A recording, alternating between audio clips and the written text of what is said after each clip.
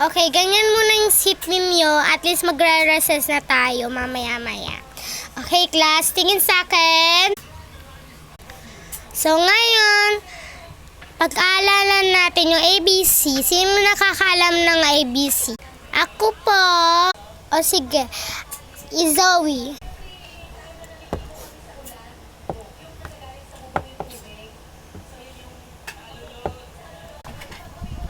Tama ba ako, mga kaklase? Ha? Hindi ko maintindihan. Ano ba yan? Ano ba yung pinagsasagutan mo? Elijah, you're ruining our new classmates. Okay, warning Elijah. Pero ma'am, sinasabi ko naman po yung totoo eh. Mali-mali po yung sagot niya. Mali! Mali!